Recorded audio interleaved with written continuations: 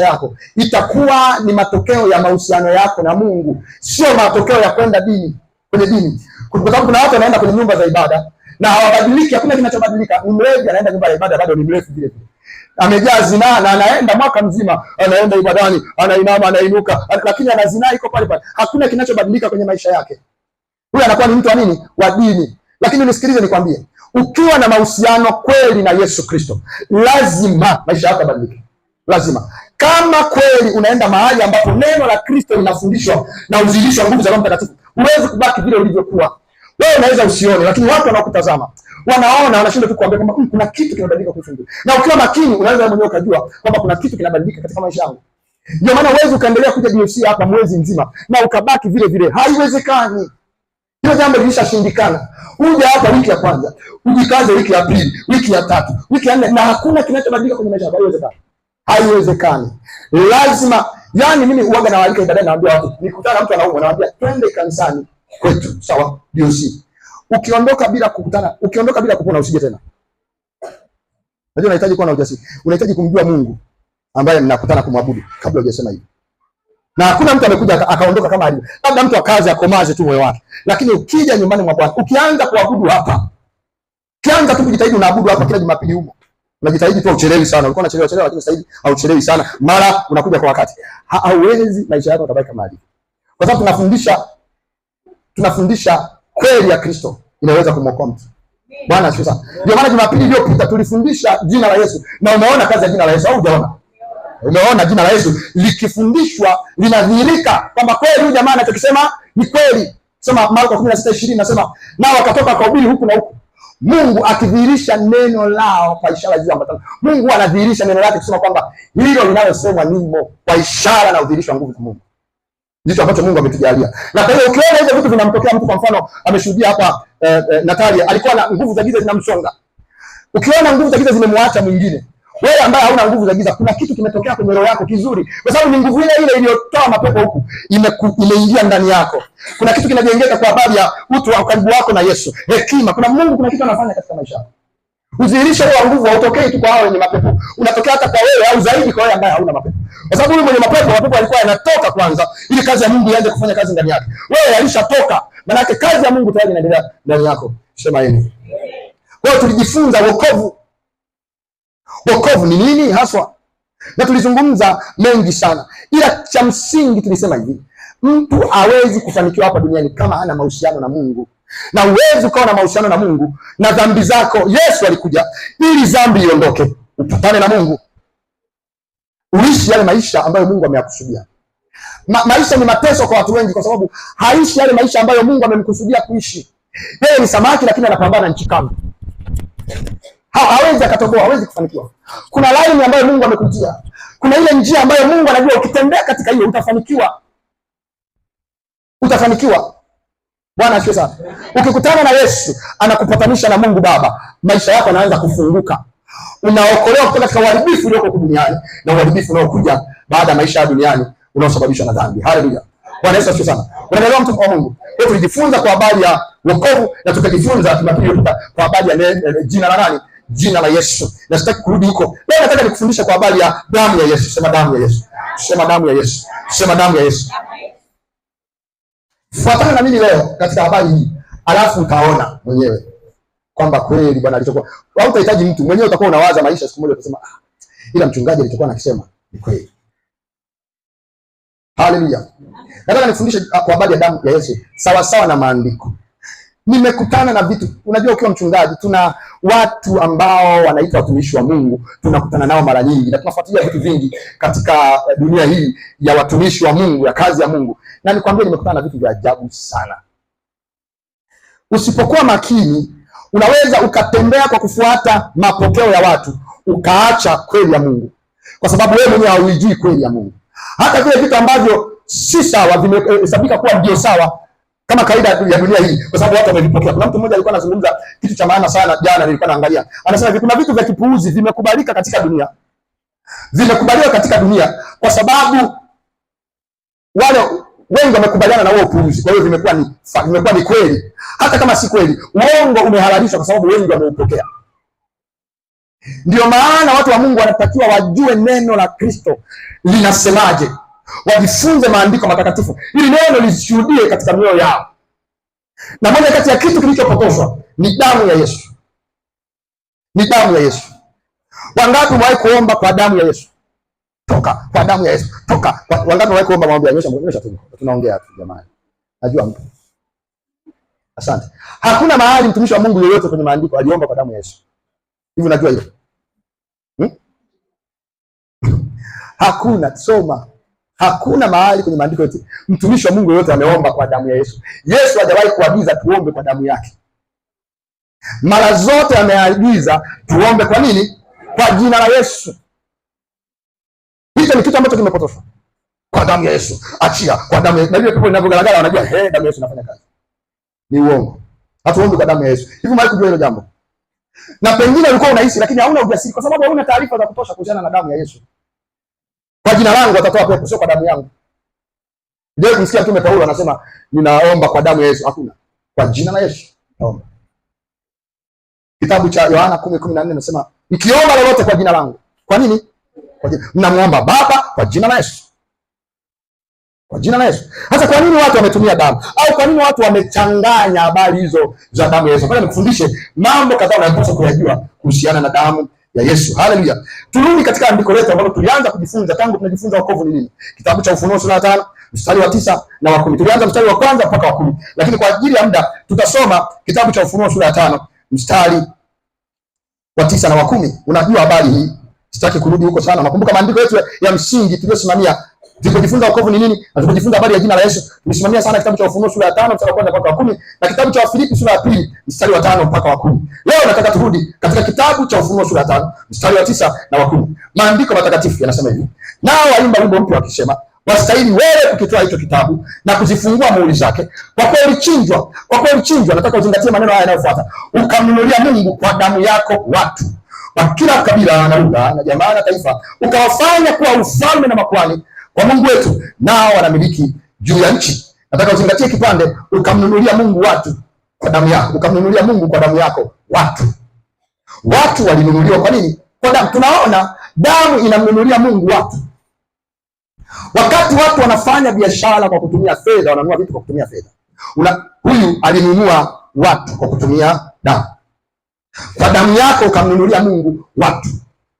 Sasa kuna jambo katika kanuni za kiroho ambalo natakiwa mtu yeyote aliye serious katika mahusiano yake na Mungu alijue. Tulianza kufundisha Jumatano iliyopita kwamba huu ulimwengu unaoona leo, unaoonekana na kushikika, ulimwengu huu wa damu na nyama, wa macho unaoonekana, ukuta unaonashikika, watu waliokaa, ni ulimwengu halisi, sawa sawa. Lakini kuna ulimwengu mwingine ambao hauonekani kwa macho haya ya damu ya nyama, hauonekani, haushikiki, lakini upo. Mtu yeyote aliye serious katika mahusiano yake na Mungu lazima ajue kwamba kuna ulimwengu mbili. Kuna ulimwengu huu unaoonekana. Huu unaoonekana ni matokeo ya ulimwengu ule usioonekana. Ndio maana huko leo na ulikuwepo jana. Jana ilikuwa lini?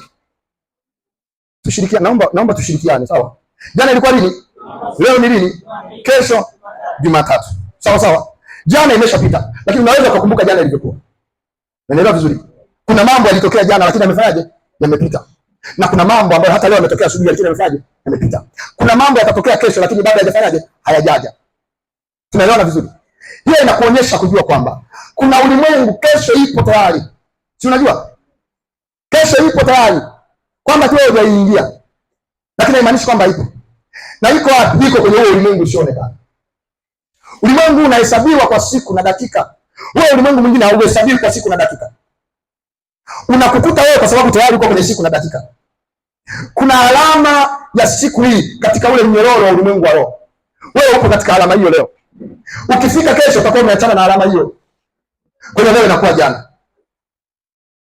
Lakini kabla kesho ijaja, ilisha kuwepo katika ulimwengu wa roho. Ni kanuni ambayo lazima uizingatie. Kwa sababu mambo mengi yanayotokea hapa duniani leo ni matokeo ya mambo yaliyotokea tayari, yaliyowahi kuwepo tayari. Haleluya. Wangapi nakumbuka habari za Yusufu? Jamani, kama hauna haja ya kuwa nje sana, ninaomba urudi ndani. na movement ziishe kama sio kupungua. Bwana Yesu asifiwe sana. Haleluya. Vumilia tu hapa ndani, namaliza muda sio mrefu. Hiki ninachokisema ni cha muhimu zaidi. Amina. Haleluya. Unakumbuka habari za mfalme Farao na Yusufu, sawa sawa? Farao aliota ndoto kwa habari ya miaka 14 inayokuja. Akasema, niliona ng'ombe 7 wanono wamenenepa, ni wazuri. Alafu nikaona ghafla wametokea ng'ombe 7 waliokonda na kuisha. Na wale ng'ombe 7 waliokonda wakawameza hao ng'ombe 7 wanono. Unakumbuka hiyo habari? Bwana asifiwe sana. Amen. Salama hapa jamani. Naomba ujitahidi kunisikiliza. Nataka kufundisha kitu ambacho ingekuwa ni wewe, ningesikiliza kwa makini kabisa. Kabisa, ningesikiliza kwa makini kabisa. Bwana asifiwe sana. Farao aliota ndoto. Ng'ombe 7 wanono na ng'ombe 7 waliokonda. Alafu kwenye ndoto hiyo akaona kwamba wale ng'ombe 7 waliokonda waliwala wale ng'ombe 7 walionona. Alafu wale waliokonda wakabaki wamekonda vile vile. Kana kwamba hakuna kitu kilichotokea. Na tafsiri yake ilipokuja akaambiwa miaka 7 ya utele inakuja. Na baada ya miaka hiyo 7 ya utele kuna miaka 7 mingine ya njaa na dhiki kuu. Usipofanya kitu katika miaka hii 7 ya utele, ile miaka 7 ya dhiki itakapokuja, hautakumbuka utele huu. Kwa sababu itakuwa na dhiki, hautakumbuka kwamba uliwahi kuwa na miaka 7 ya utele. Kwa sababu itakuwa kali sana, ndio tafsiri ya ndoto yako. Kwa hiyo fanya kitu katika miaka 7 hii ya utele inapokuja. Ili ile miaka 7 ya dhiki inapokuja, usipate shida katika miaka ile 7 ya dhiki. Hiyo inakupa kujua nini? Inakupa kujua kwamba kuna dunia nyingine inakuja, ipo tayari. Kwa sababu ipo, ndio maana amejua hii ni ya utele. Ipo. Hii ni ya dhiki, ipo tayari. Inakuja. Unaelewa vizuri? Haya ni mambo ambayo tayari yapo katika ulimwengu wa roho. Nataka tuone ulimwengu wa roho na ulimwengu wa mwili. Kuna watu mara nyingi mmeota ndoto alafu zimekuwa kama mlivyoota. Mungu alikuwa anajaribu kukuonyesha mambo yajayo kama alivyomwonyesha mfalme Farao. Tunaelewana vizuri? Sasa nimekwambia hilo ili ujue kwamba maisha ya binadamu yoyote hivyo hivyo. Kuna vile alivyo katika roho. Hivi ulivyo huku leo sio matokeo ya ulivyo, ni matokeo ya kile kinachopigwa chapa kutoka katika nini? Katika roho. Ni kama kompyuta na una print. Hii karatasi imetoka kwenye kompyuta, ilikuwa kwenye kompyuta kwanza. Isingeweza kutoka tofauti na ilivyokuwa ndani ya kompyuta. Ilikuwa haiwezekani. Imetoka hivi sawa na ilivyo katika kompyuta. Wewe lazima ujue ukoje katika ulimwengu wa roho ili kujihakikishia uhakika wa maisha katika ulimwengu wa mwili. Unaelewa vizuri mtu wa Mungu? Kuna namna upo katika ulimwengu wa roho. Na tukazungumza na kusema kwamba kule rohoni kuna watu ni mateka. Kuna watu katika vifungo. Kuna watu wameuzwa chini ya dhambi. Na wako kwenye magereza. Ukimwona huko amevaa na suti yake na tai, ana kitambi kabisa kamshahara, lakini yuko kwenye magereza. Wakimwangalia kule rohoni wanaona pole. Pole nini wewe, mimi na kitambi. Pole bwana. Kwani kwa sababu pamoja na kitambi chako lakini kule umefanyaje? Umefungwa. Kuna gari nzuri lakini huku tunaona kuna ajali mbaya sana inakuja. Maisha yao yanatawaliwa na nguvu fulani za kiroho. Na kila maisha, nisikilize, kila maisha kila mwanadamu yana nguvu ya kiroho yanayoyaendesha. Maisha yako hayawi unavyotaka. Yanakuwa jinsi yalivyo kule.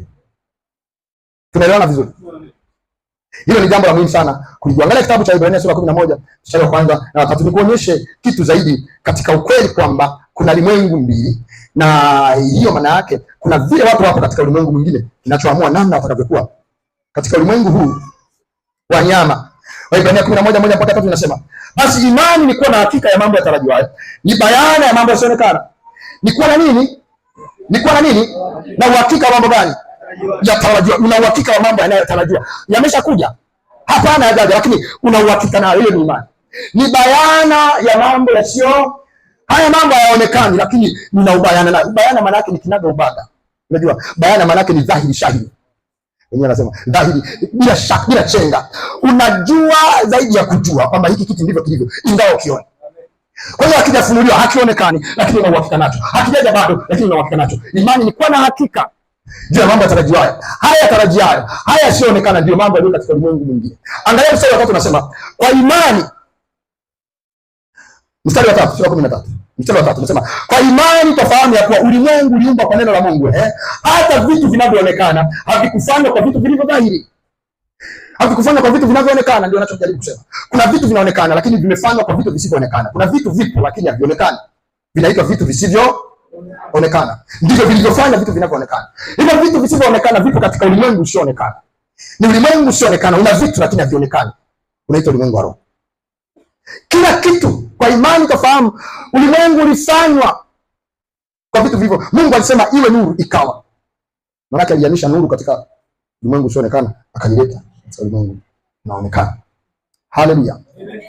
Kwa hiyo kama andiko tunapata kujua kuwa kuna ulimwengu kwa hakika kabisa mbili. Haleluya. Umewahi kuona katika ulimwengu wa roho, sawa? Nataka hapo nisikilize vizuri sana. Kuna mambo yakikamilika tu kule, huu ulimwengu wa mwili hauna shida, yanatokea huko. Kuna mahali maandiko yanasema mawingu yakijaa maji, mvua haina jinsi inanyesha. Unaelewa vizuri? Kuna mambo, nisikilize vizuri hapo, nisikilize vizuri. Msingi hiki ninachokisema huko hapa. Katika huo ulimwengu usioonekana, kuna mambo yakikaa tu sawa, huu ulimwengu wa mwili lazima uitikie. Umewahi kuona mche wa mnyanya umeota jalalani? Umewahi kuona? Unaweza ukajiuliza, huu mnyanya unafanya nini hapa? Mazingira yameruhusu wenyewe kuota. Hautaangalia kwamba hapa ni jalala au ni nini. Mbegu ipo, mbolea ipo, udongo upo, unyevu upo. Mimi na hila gani na ubaya gani mimi? Umewahi kuona kwenye nyumba za udongo pamechipuka mwembe? Kuna ufa hivi afu mwembe umewahi kuona mwembe umeota kwenye ukuta? Hujawahi? Nimewahi kuona. Unajiuliza sasa, huu mwembe una akili kweli? Sasa hapo utaendeleaje hapa? Au unawaza ili hapa au ukuta utaua mwembe au mwembe utavunja ukuta? Mbona kama kuna, lakini mazingira, ule mwembe, lile kopo alikusubiri wewe, unaonaje? Ili mradi mazingira ya lile kopo kuchipua yamekamilika, inachipua. Kuna watu wamebakwa, sawa? Sasa kusikia dada mmoja amebakwa akazaa mtoto, na alibakwa na wanaume wengi, kwa hiyo ajui baba wa huyu. Inachekesha? Haichekeshi hata. Ile mimba haikuangalia kwamba wewe umebakwa au umeolewa kihalali. Ulichepuka tu kidogo, ni mwanafunzi au sio mwanafunzi, ili mradi mazingira yaliyohitajika yamekamilika. Mimi nitajua. Lakini mimba inafanyaje? Kwa sababu tunachotafuta ni nini? Ni mazingira. Mbegu ipo, yai lipo, tumbo la uzazi nalo lipo. Lakini huyu ni mwanafunzi, itaangalia hiyo. Huyu amebakwa, sasa itakuwaje? Baba yake itakuwaje? Hatujui baba yake. Haiangalii nini, mtatafuta baadaye. Lakini sisi mazingira yetu yamefanyaje? Yametimia, hamwezi kutuzuia. Kuna mazingira katika ulimwengu wanachokujaribu kuambia nini? Kuna mambo katika ulimwengu yakishapangika hivi, huku nje yanatokea tu. Wewe mtu mwenye akili ataangalia maisha yangu katika roho yakoje. Hakuna mateso yasiyo na sababu. Hakuna ugumu unaopitia kwenye maisha ambao hauna sababu. Haupo. Lazima kuna nini? Kuna hali ya mambo yako katika ulimwengu wa roho. Unaelewa vizuri? Tunaenda pamoja na mimi mpaka hapo. Haleluya. Sasa nataka tunaongelea haya mambo kwa ajili ya kujifunza damu ya Yesu. Sawa sawa? Ninaomba usisahau hilo jambo. Kuna mambo matano, Mungu anisaidie nikufundisha matano kama nitaweza kwa sababu ya muda, ambayo unatakiwa uyajue damu inayoyafanya katika ulimwengu wa roho. Ukiyajua haya utakuwa katika nafasi nzuri sana ya kupangilia mambo yako katika ulimwengu wa roho. Damu ni damu, sawa sawa? Na maneno ya Mungu yanasema damu ya mtu ndio iliyobeba uhai wa mtu. Manake roho ya mtu iko kwenye uhai wake, uzima uko kwenye damu yake. Unanielewa vizuri? Haleluya. Na kuna mambo ambayo damu ndio moja kati ya vitu vichache ambavyo ni kama viko katikati hivi ya ulimwengu wa mwili na ulimwengu wa roho. Nitakuelekeza vizuri sijana. Nataka tuangalie mambo matano unayopaswa kujua kuhusiana na damu. Alafu tutazungumzia damu ya Yesu hapo sasa, utaelewa vizuri. Lakini tuzungumzie tu damu kwa ujumla. Na nataka unisikilize vizuri sana hapa. Mambo matano unayopaswa kujua kuhusiana na damu ambayo yataamua namna utakavyojipanga katika ulimwengu wa roho wewe. Kwa sababu ni vitu halisi kabisa. Na Mungu atusaidie tutatoa na mifano na udhihirisho wa kazi wa neno la Mungu utatokea mahali hapa. Jambo la kwanza. Nimekwambia kuna ulimwengu ngapi? Mbili. Ulimwengu gani? Na wa mwili. Bwana asifiwe sana. Katika ulimwengu wa roho, moja kati ya kitu ambacho kina nafasi kubwa ni damu. Jambo moja kubwa ambalo damu inafanya katika ulimwengu wa roho, jambo la kwanza unatakiwa kujua, damu huwa inatumika kufanya mapatano ya kiroho, kufanya makubaliano ya kiroho, kuingia mikataba katika ulimwengu wa roho. Nimekwambia kila mtu aliyeko hapa duniani anatawaliwa na roho fulani. Wewe ni roho, uko kwenye mwili huu, lakini wewe unatawaliwa kutoka katika ulimwengu wa roho. Lazima kuna roho katika maisha ya kila mtu. Kuna roho ina supervise maisha yake, au ni roho ya giza au ni roho ya nuru, lakini ipo. Utabishana tu na hili jambo, afu mbele utakutana nalo. Na utawala huu, makubaliano kwamba mimi nitakutawala wewe au nitakuwa juu yako, yanafanyika kwa kupitia damu. Yanafanyika kwa kupitia nini? Damu. Ndio maana mara zote, moja kati ya mlango mkubwa sana ambao shetani anautumia kutawala watu na vizazi vyao vyote ni waganga wa kienyeji. Waganga wa kienyeji ni wachawi tu waliovaa sura ya uganga, lakini wale ni wachawi. Mimi natangazaga nikienda kuhubiri Injili na nasemaga hadharani kabisa, ni wachawi, kwa sababu akija kwako, kwa mfano mna biashara wawili, si ndio? Nauza duka, alafu mnashindana, mimi mauzo yaende. Akienda huyu kwa mganga, anapomsaidia huyu lazima akuminye wewe. Kwa hiyo kwa huyu anakuwa mganga, kwa huyu anakuwa ndio kazi ya waganga. Na wengine unaenda kwao kama kutafuta msaada, lakini wanatumia ile namna kukudidimiza zaidi katika utawala wa giza. Ndio kinachofanyika. Bwana asifiwe sana. Na wewe unaweza kufikiri unaenda kwa ajili ya mtoto, lakini watoto wako wote wanatolewa sadaka. Kwa sababu gani? Kwa sababu pale damu itahusika. Hata kama ni mkataba wa kilaghai, ili mradi umekubali masharti ya waganga, kuna vitu vitatokea kwako wewe hutavijua. Mazingira yatatengenezwa ya kufanya matokeo katika ulimwengu wa roho, na yatatokea hata kama wewe hujui.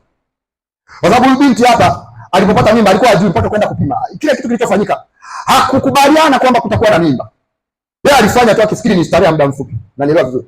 Lakini matokeo hayajamuuliza yeye kwamba bwana mimba hii au hije. Mazingira alikuwa anafanya yamekamilika. Ukienda kwa waganga wa kienyeji, wanachokihitaji tu damu mwagike. Ili damu iwe ushuhuda wa mapatano haya. Ushuhuda wa mapatano. Ndio maana atachinjwa kuku, atachinjwa ng'ombe, au utachinjwa wewe. Chale. Damu tu itoke. Ile damu ikitoka, amekubali. Ndio ulimwengu wa kiroho unavyo. Bila kuangalia wewe unaelewa au uelewi. Ili mradi damu imetoka, twende. Na wewe ulimshika, kama wewe ndio umeleta kuku, wewe ndio umeleta ng'ombe. Wewe na watu wote wanaokuhusu wa damu moja wanaingia katika mkataba huo. Wanataka au hawataki, wanajua au hawataki. Mazingira katika ulimwengu wa roho yametiki. Yamekamilika. Hayata ngoja taarifa ya uelewa wenu. Mazingira yametokea, yamekamilika, mambo yanatokea. Bwana asifiwe sana. Angalia kitabu cha Mathayo sura ya 19 mstari wa 5. Jambo la kwanza tunaangalia nini? Damu hutumika kufanya mapatano na mikataba ya kiroho. Mtu akienda kwa waganga kienyeji anafikiri yeye anatafuta hela, anatoa watoto wake wote. Mkataba unadai watoto, wewe unatafuta hela ndio, lakini mkataba unasema kila mtu mwanao akifika miaka 15 atakufa. Ungelijua hiyo usingekubali kutaka hiyo hela ya waganga, lakini ukulijua. Mkataba ukao umefanya, umesainiwa. Angalia kuonyesha kitu kingine. Damu inafanya nini? Mapatano. Wakorintho Mathayo 19:5 na 6 inasemaje? Nani amepata? Sawa sana 6. Mathayo 19:5 na 6. Akasema kwa sababu hiyo mtu atamwacha baba yake na mama yake. Atamwacha nani? Baba yake na mama yake. Ataambatana na mkewe. Ataambatana, sema ataambatana. Sema ataambatana. Ataambatana nani? Alafu hao wawili watakuwa mwili mmoja. Watakuwa wamepatana, wamekuwa sasa kitu kimoja. Sura 6 hata wamekuwa si wawili tena, bali mwili mmoja. Basi aliowaunganisha Mungu wanadamu asiwatenganishe. Sasa sikiliza, Mungu ni roho. Na ni roho vizuri. Umwangalia Mungu hapo kama roho. Maandiko yanasema Mungu ni nini? Ni roho. Na kitu unachokiona katika kanuni anakifanya Mungu, maana yake roho nyingine zote zinaweza zikakifanya hicho kitu hivyo hivyo. Hiyo ni kanuni unatakiwa ujue. Hawa watu wameunganishwa na roho, wameambatana, wakawa mwili mmoja, wakaunganishwa. Sio wawili tena, bali nini? Ukiwa hapa mimi nitatumia mifano sana ya hiki kitu. Nataka tendo la ndoa ambalo watu wameligeuza siku hizi kuwa ni biashara na ngono lina nafasi kubwa sana katika hiki kitu ninachokisema. Bwana asifiwe sana. Kwa nini? kwa sababu linahusisha roho. Watu wanapojihusisha na zinaa, wao wanafikiri tu wanapata raha, lakini pale macho ya viumbe vya kiroho yanakuwa hivi, kwa sababu hilo ni tendo na mapatano ya kiroho. Hapo anaweza akatokea mtoto, hilo ni lango la mtoto kuja duniani. Macho yote ya kiroho yanakuwa wazi na damu huwa inatokea pale. Kwa nini? Unajua hili neno kuambatana hapa maana yake watamwacha, watakuwa mwili mmoja.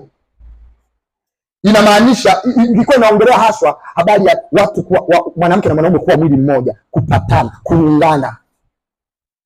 Na wanapopatana katika tendo la ndoa, pale kuna damu inatoka, au kwa msuguano au kwa namna nyingine, lazima hiyo inafanya wao kupatana, kuingia katika mkataba au mapatano kwamba wanataka au hawataki. Ndio maana ni vigumu sana watu wakishaishi muda mrefu katika ndoa kukaa mbali, inaleta shida sana. Sasa mimi sikuwa nataka kwenda huko, nilikuwa natafuta tu kuonyesha kwamba katika damu huwa mapatano yanafanyika, watu wanaunganishwa na roho. Mungu akawaunganisha kwa sio wawili tu, bali ni nini? Ni mmoja. Unaona, roho Mungu amehusika hapo. Kuna Mungu wa dunia hii, maandiko katika kitabu cha Wakorintho 14:4 inasema Mungu wa dunia hii amepofusha fikra zao. Huyo naye ni Mungu, anaweza akapatanisha watu, akaunganisha watu. Haya, unaniangalia vibaya, ngoja nibadilishe mfano. Ngoja nitoke hapo, maana unaweza naomba nisitoke kwanza. Wakorintho wa kwanza 6, angalia. Wakorintho wa kwanza 6:16 mpaka 17. Na jaribu kukuonyesha tu ni kwamba damu inapohusika mahali, mara nyingi kuna roho inahusika na inatumika kuingiza watu katika mapatano na mikataba na makubaliano ya kiroho. Wakorintho wa kwanza sura ya 6 mstari wa 16 na wa 17 inasemaje? Au hamjui ya kuwa yeye aliyeungwa na kahaba ni mwili mmoja naye? Maana asema wale wawili watakuwa mwili mmoja. Aliyeungwa na kahaba, mapatano wameingia hapo. Anaweza akasema mimi nilienda tu mara moja kufanya mambo yakae sawa, lakini yule kahaba hako nalo, anaenda msonga ngongele liko. Kwa nini? Mmeungana, nyinyi ni wamoja, sio wawili tena. Kuna mapatano yameingia pale, wakati jambo hilo linatendeka, kuna damu, kuna misuguano ilisababisha hata kadamu yanatosha. Na kuna makahaba ya kike na ya kiume hapo, ama kwa taarifa yako ya kiume pia. Wewe unafikiri tu ni kitu kimetokea, kuna mapatano yameingia. Na nisikilize, cheka unapocheka, lakini kama kitu hakitafanyika kule, wewe unajua wewe umeolewa, una mwili, ni mapatano.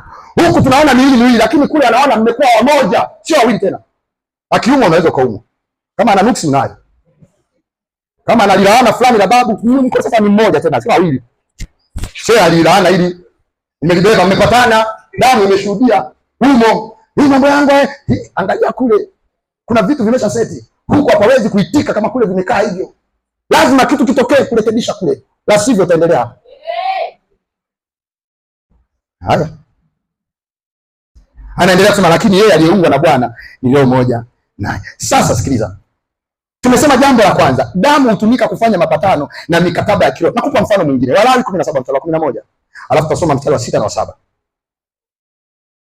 Au tuanze mstari wa 6 na 7. Walawi 17. Nataka mtu mwingine apate ili isionekane kama mimi najipendelea. Walawi, mambo ya Walawi sura ya 17 mstari wa 6 na wa 7, alafu tutasoma mstari wa 11. Nipate wapi mimi vijana wanaosoma maandiko haraka haraka na wanaosoma maandiko haraka haraka na kuyasoma? Bwana unijalie. Naye kwa soma kama uliye mtu aliyeokoka.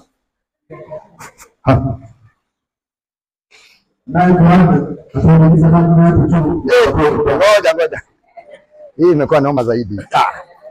Siatokea tajiri mmoja hapa tuongezee maiki jamani. Hivi vitu vingine vina soma yote. Soma 6, 7, alafu soma 11. Fanya haraka. Naye kuhani atainyunyiza damu yake juu ya madhabahu ya Bwana. Sikiliza vizuri hapo. Naye kuhani atainyunyiza damu yake juu ya nini? Ya madhabahu ya Bwana. Na Bwana kamema ya kukutania. Sawa? Na kuyateketeza mafuta yake.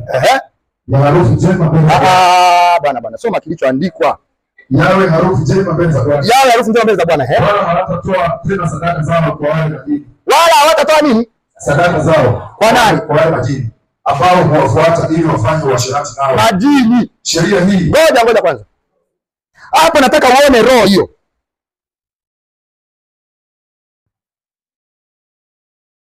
Naye kuhani atainyunyiza damu yake. Hapa alikuwa anazungumzia damu ya mnyama, kama ni ng'ombe au kondoo. Anaelewa vizuri. Ni sadaka mtu ameleta, kuhani anachinja, alafu ananyunyiza nini? Damu yake. Naye kuhani atanyunyiza damu yake juu ya madhabahu ya Bwana. Madhabahu ya nani? Ya Bwana. Mlangoni pa hema ya kukutania, kuyateketeza mafuta yake na kuyateketeza mafuta yake yawe harufu njema mbele za Bwana. Jambo hili lifanyike kwa nani? Kwa Bwana. Bwana Mungu. Kwa nini? Kwa sababu Bwana Mungu ni roho, na roho nyingine zinaweza zikataka jambo hilo lifanyike kwao. Ndio wanasema jambo hili lifanyike kwa nani? Kwa Bwana. Wala wasitoe sadaka zao. Maana yake wasifanye jambo hilo kwa wale majini, kwa yale mapepo ambao wanayafuata katika uasherati. Damu inapomwagwa, mtu anatakiwa ajue inamwagwa kwa ajili ya Bwana au kwa ajili ya majini, kwa sababu roho zote, roho ya Bwana na roho ya majini zinaitazama, ziko tayari. Unaelewa vizuri kinachotokea hapo? Wala hatatoa tena sadaka zao kwa wale majini ambao huwafuata ili wafanye uasherati nao. Sheria hii itakuwa ni sheria milele kwao, kizazi baada nini? Haitaishia tu kwa hili jambo, likifanyika linaenda vizazi kwa vizazi. Mapatano yakiingiwa na damu ikamwagwa mbele ya roho, hiyo inakuwa ni sheria kizazi. Katika ulimwengu wa roho mnakuwa mmelekewa hiyo kama sheria yenu kizazi. Kwa nini? Angalia sura 10 mstari wa 11. Kwa kuwa uhai wa mwili u katika hiyo damu. Juu ya madhabahu. Ili nini? Ili kufanya upatanisho kwa ajili ya nini? Asante. Damu ina uhai katika ulimwengu wa roho, ili ufanye upatanisho wa nafsi na roho yoyote, damu lazima itumike. Anasema kwa kuwa uhai wa mwili huu katika hiyo damu, nami nimewapa ninyi hiyo damu juu ya madhabahu, ili kufanya upatanisho kwa ajili ya nafsi zenu. Kwani ni hiyo damu ifanyayo upatanisho kwa sababu ya nafsi. Kwa hiyo mtu yeyote ambaye amewahi kwenda kwa waganga wa kienyeji, akatoa kuku, akatoa ng'ombe au akachanjwa, ile damu imetumika kuingia mapatano, kufanya upatanisho na nafsi yake katika mambo yote ambayo anayajua au hayajui katika ulimwengu wa roho. Umeona kazi ya damu? Umeona kazi ya damu? Katika ulimwengu wa roho mikataba inafanywa, mapatano yanafanywa kwa muhuri wa damu. Damu ikimwagwa, hata kama Mungu hataki. Unafikiri Mungu anapenda watu wanavyokufa hivi? Pum, bibi pum, babu pum. Ile pum ukifuatilia, bibi alienda kutaka afanikiwe shamba lote. Akataka yeye apewe shamba, lakini akapewa shamba likaota mwaka mmoja, lakini akaambiwa lazima uwe na pum vizazi vyote. Haya pum yeye hakuyazingatia. Akatia mkataba, akapeleka kuku, akachinja. Akapata mazao mwaka mmoja na pum vizazi vyake, kwa sababu hiyo sheria itakuwa ni kizazi baada ya nini? Mapatano yamefanyika katika nafsi, yataendelea. Ni kama umemruhusu adui, umelala, haukusoma vizuri mkataba. Wewe ulifikiri unapanda ngano, akaja usiku akapanda nini? Magugu. Inapelekwa kwenye kizazi chote. Katika ulimwengu wa kitu kimeshakamilika. Furukuta unavyojua huko chini, lakini kule amesha seti. Na ni wapi vizuri? Kwa nini? Damu ndio inafanyaga utakupatanishwa nafsi. Hilo ni jambo la kwanza, si ndio? Jambo la pili, unaweza kulijua. Jambo la pili, umeona katika Walawi 17:11 kwamba uhai wa mtu uko kwenye damu, uhai wa mnyama uko kwenye damu, sawa? Jambo la pili ujue kuhusu damu. Tunajifunza kuhusu damu ya Yesu leo, lakini nataka nikufundishe kwa nini damu. Jambo la pili, andika, itakusaidia. Utafundisha watoto wako. Jambo la pili, damu huwa zinatumika katika ulimwengu wa roho kwa sababu ya uwezo wake wa kupaza sauti katika ulimwengu wa roho na ikasikiwa. Damu inaweza kuzungumza, inaweza kuongea. Damu ina sauti. Ndio maana inatumika kwenye nini? Kwenye mapatano. Ili wewe ukibisha inapata sauti. Muongo huyo alikubali. Kwa sababu kwenye ushahidi katika mahakama za kiroho inatakiwa sauti zibishane. Unashuhudia nini? Alikuwepo, alikubali, ndio. Damu inaweza ikasema, ndio wanatumia damu. Kwa sababu damu ina sauti. Tunakumbuka sema, inanena mema. Wewe unaliaga tu, inanena mema. Haujui. Unanena, unaimba lakini sasa damu si imeshashindwa, inanenaje? Inanena mema. Mambo ya kidini haya. Inanenaje sasa damu inanena? Wewe usikia, haujui, lakini kule inanena kweli. kuwa ina sauti. Angalia kitabu cha Mwanzo. Wangapi walishajua nakoelekea? Nyosha mkono hivi. Ulijua naelekea wapi? Habili na Kaini. Sawa kabisa. Ndio unaona wanafunzi wa Biblia, wanafunzi wa maandiko wanajua kabisa hapa mchungaji anaenda kwenye kunena kwa damu. Na yuko sasa, angalia kitabu cha Mwanzo sura 4. Mstari wa 8 mpaka 13. Wa 8 mpaka 13. Kaini akamwambia Habili nduguye, twende uwandani. Ikawa alipokuwa uwandani, Kaini akamwinukia Habili nduguye, akamua. Akafanyaje? Sasa haielezewi alimuaje. Alimpiga jiwe, alimpiga gongo, alimkata panga, hawajasema. Unajua kisa hiki? Wameenda ibadani, wakatoa sadaka.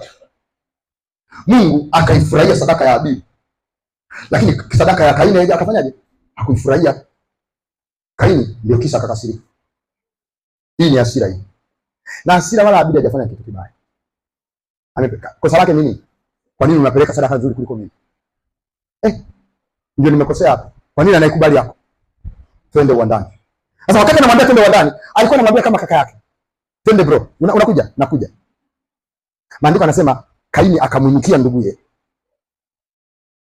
Alipomwinukia akamfanyaje? Akamuua. Sura ya 9. Bwana akamwambia Kaini, yuko wapi Habili ndugu yako? Akasema sijui nini. Mimi ni mlinzi wa ndugu yangu. Akasema umefanya nini? Sauti ya damu ya ndugu yako inanililia kutoka katika ardhi. Sauti ya ndugu yako? Sauti ya damu. Sauti ya ndugu yako inanililia? Amesema sauti ya ndugu yako Habili inanililia. Anasema sauti ya nini? Sauti ya damu ya ndugu yako inanililia kutoka wapi? Katika ardhi. Sauti yake inalia. Inalilia nini? Ameniua bila sababu. Nimefanya nini mimi Bwana? Amenipiga. Hivi kosa langu mimi nikuleta sadaka nzuri kwako Bwana? Bwana uangalie uovu. Bwana uangalie uovu. Inalia. Na haiachi mpaka leo. Maandiko yanasema inanena kuliko damu ya Habili. Damu ya Habili bado inanena mpaka leo. Ingawa amekufa lakini bado yuko hai, damu yake inanena. Nasema sauti ikafika rohoni. Roho ikasikia. Ikaja, ikauliza, umefanyaje? Nasikia sauti inafanyaje? Inalilia. Sauti ya nani? Ya damu. Sauti ya damu? Mimi nilifikiri nimemuua, nimefunika tu yameisha. Huku damu yake inapiga kelele. Inapiga kelele. Maandiko sio stori za kutunga. Haya mambo yametokea na yanatokea. Yaani ukiona umesoma jambo kwenye maandiko matakatifu, uwe na uhakika lipo. Yanaendelea kila siku. Usishangae mtu kaamka amechanganyikiwa. Sauti ya mimba alizotoa zile inapiga kelele. Mama. Anaamka sikio, mnaona sketi kaweka huku juu. Vipi huyu? Sauti ya damu ya watoto uliowatoa. Umefanya nini? Umefanya nini? Umetoa mimba? Nimetoa bwana. Sasa tunafanyaje? Watoto walifikiri wamekufa. Watoto walikufa lakini damu ipo. Inapiga kelele. Unatoboa hapo? Wewe utaisikia lakini roho zinaisikia. Angalia mstari wa 12 nasemaje? Mstari wa 11. Basi sasa umelaaniwa wewe katika ardhi iliyofungua kinywa chake ipokee damu ya ndugu yako kwa mkono wako. Utakapoilima ardhi haitakupa mazao yake. Utakuwa mtoro na mtu asiye na kikao duniani. Kaini akamwambia Bwana, adhabu yangu imenikulia kubwa, haichukuliki. Kwa sababu mimi ni mkulima. Ninachojua kwenye maisha yangu ni nini? Ni kulima. Alafu wewe unasema ardhi imelaaniwa. Kwa hiyo hata nikiweka mbolea, tia mbolea zote na samadi, ardhi inagoma. Ardhi inajua maombi ya nani? Ya Angubwike. Angubwike ya sauti. Mimi nifikiri tu mvua tu na mbolea. Kama kuna sauti inalia kinyume na wewe, ardhi imeshuhudia damu imemwagika, ardhi imeshuhudia ubaya, hautastawi. Utapanda yataota. Wakati anataka tu kuchanua yanakufa. Kwa nini? Kwa sababu ardhi imelaaniwa kwa ajili yako. Andiko anasema kwa sababu hiyo, inasema basi umelaaniwa wewe katika ardhi iliyofungua kinywa chake, ipokee damu ya ndugu yako kwa mkono wako. Utakapoilima ardhi haitakupa madao yake. Ardhi ndio yenye madao, ndio inaamua ikupe au isikupe. Rohoni wamesema huyu mtu bwana, mvua inyeshe, udongo uwe wa nini, wa tifutifu hivi. Science kilimo inasema udongo uwe nini, tifutifu, na mbolea samadi, weka vyote. Ardhi haitazaa mazao, umelaaniwa. Maana yake uwezo wa kufanikiwa umefungwa. Kwa nini? Kwa sababu damu inapiga kelele. Ili fikiri tu ni mvua inyeshe. Sio mvua tu kinachosababisha watu wavune, sio mvua tu na mbolea na udongo mzuri na mbegu nzuri. Tafuta mbegu nzuri afu vipande kwenye ardhi nzuri, lakini imelaaniwa. Kaini akasema adhabu hii ni kubwa. Ndio nimekosea, lakini wewe ulikuwa hujui kiwango cha adhabu utakayoipata. Kaini alikuwa ajui haya yote, ujue. Ni kama wewe pengine ulikuwa hujui haya. Ile kwamba hujui haizuilii mambo laana kutokea. Unaelewa vizuri? Kama mimi nilikuwa sijui bwana kama angepata ujauzito. Kwani sisi ndio shida gani? Wewe ujue au usijue, haibadilishi mazingira katika ulimwengu wa roho kutokea. Nimewahi kuambia watu, mimi nimesema kemia, mimi ni mkemikali. Watu wa pharmacy. Kuna tindikali inaitwa sulfuric acid. Sawa? Hiyo asidi ukiiweka hapa kwenye huu ubao inatokea huko. Ukiweka mkononi haina haja yani kusema ipate shida. Inapenya hapa. Ukali wake. Lakini inafanana na maji. Ukiweka kwenye glasi yenyewe na maji, huwezi kutofautisha. Kwa hiyo ikiwa kwenye glasi mtoto akacheza akaja akainywa, ile sulfuric acid itasema, jamani huyu ni mtoto alikuwa ajui, si ndio? Alikuwa ajui. Jamani mtoto mnaona kabisa alikuwa ajui na nini? Ndio ujinga watu walio nao. Wakati Kaini anamuua Abili, hakujua kwamba adhabu itakujaje. Kwa sababu kitendo ndio mwana. Majuto haichukuliki. Lakini nilichojaribu kukuonyesha nini? Najaribu kuonyesha kwamba damu ina uwezo wa kuzungumza.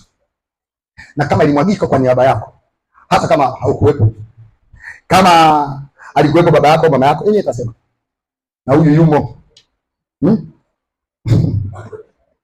Kuna mfano umenijia hapa, sitakusema kwa sababu ya muda. Jambo la tatu. Nadhani kwa leo bado na muda. Jambo la tatu, twende haraka. Jambo la tatu.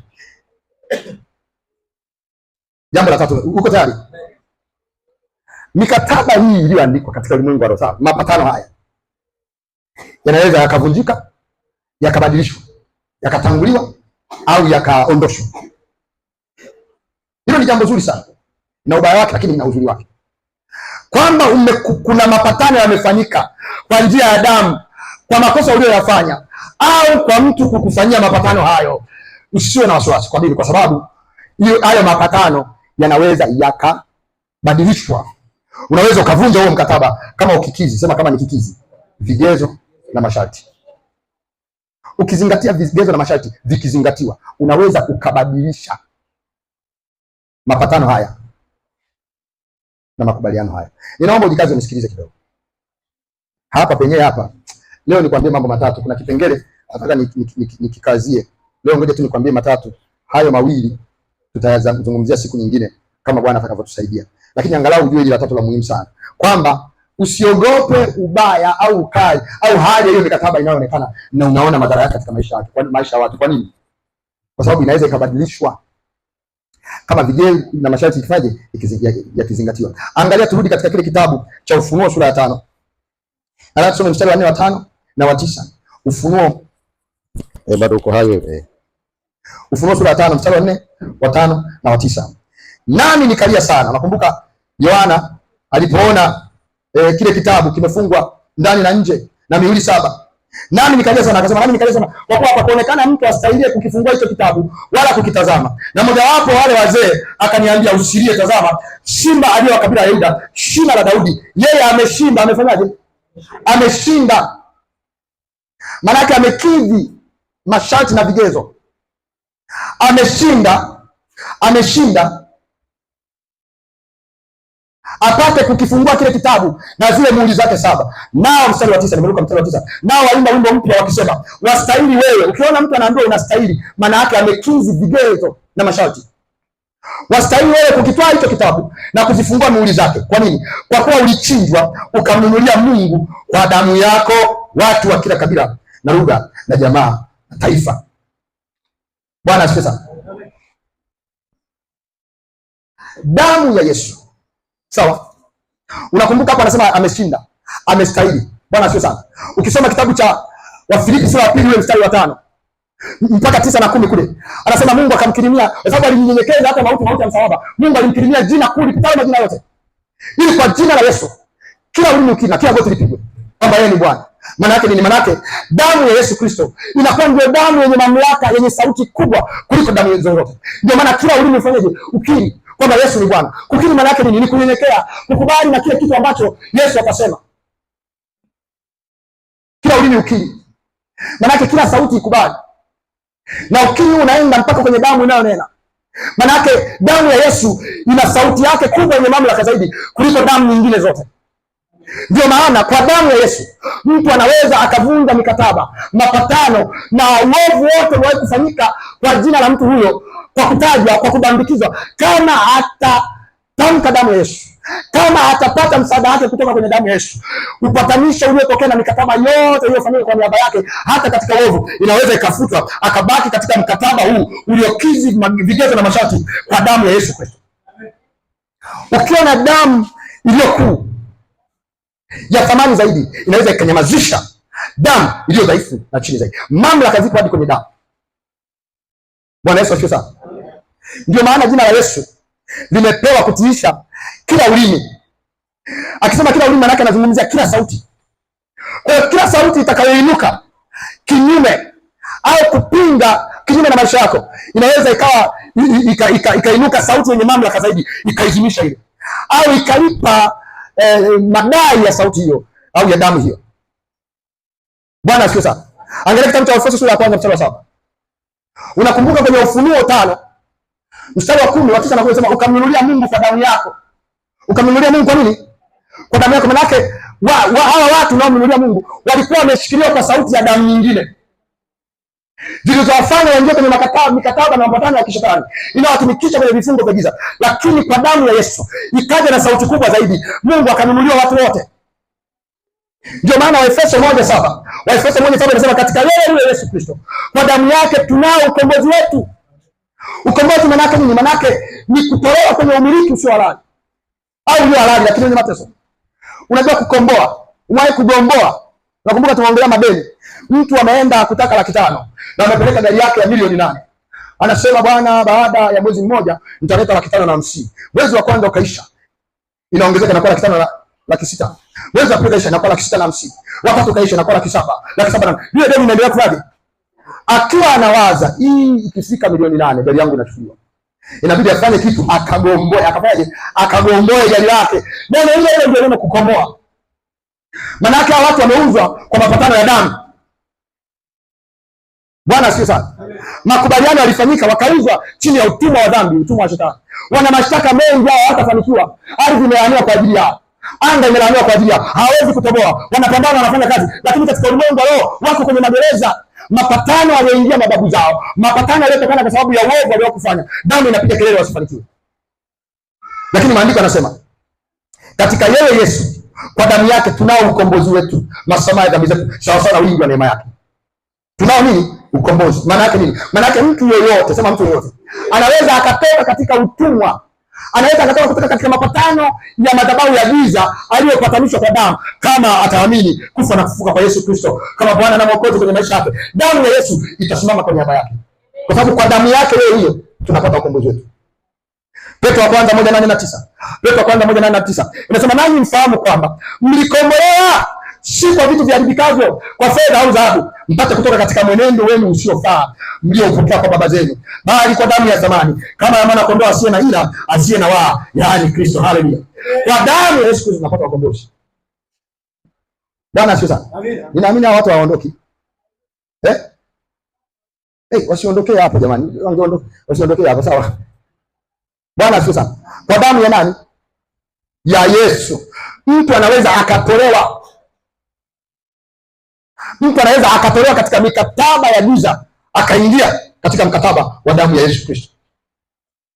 Sasa unajua, wakati nafundisha hapa, nataka unisikilize vizuri.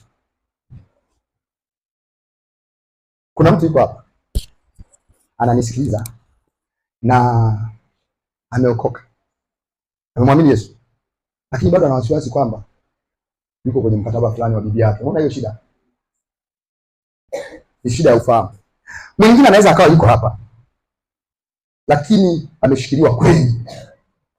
Tunajua sio, tunapokuja kanisani sio kila mtu ameokoka. Hapa ndio siku, kuna watu bado anafurahi kuja, naona ni kitu kizuri, lakini moyoni mwake hajaamua kweli kwamba Yesu Kristo ni Bwana na anamtii yeye na kutaka kumfuata. Bado hajaamua. Hiyo ndio changamoto.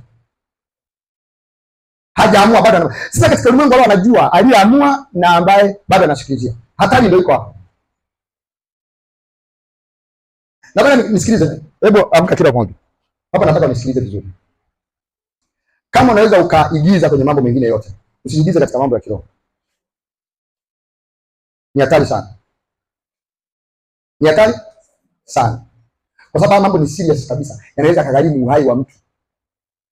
Unaweza kushangaa mtu katembea tukaanguka chini. Kwa nini? Kwa sababu anakuja kanisani na anajua hapa tunavyomfanya shetani. Alafu huku nje yuko naye shetani kwa namna fulani. Kuna vitu vya kishetani anavyo. Anakuja kanisani, lakini akitoka kanisani ana mambo ambayo yako kinyume na mkataba wa damu ya Yesu, na anapatana na mikataba ile inayoikataa. Mtu anaweza akafa ghafla. Unajua ndio sisi kama makanisa, mahali ambapo unaweza ukaenda ukaendelea tu na maisha unayojua. Moyoni mwako unajua nina mkataba na nina mambo ninapatana na ya uovu, alafu kunakimbilia damu ya Yesu. Ni hatari. Ni hatari, utachanika msamba. Kwa sababu tunataka miguu yote unavuta huko na huko. Unavuta huko na huko. Ukija huko kanisani tunakuona huko na Yesu, lakini ukitoka huko una vipepo wako unaambatana nazo. Katika ulimwengu wale wanakuwa wanajua ni heri tu uwe moto au baridi. Kwa sababu katika ulimwengu wale hakuna kubahatisha. Kilichopo huko ndio kilichopo huko. Ndio maana tunawaambia watu, umkiri Yesu.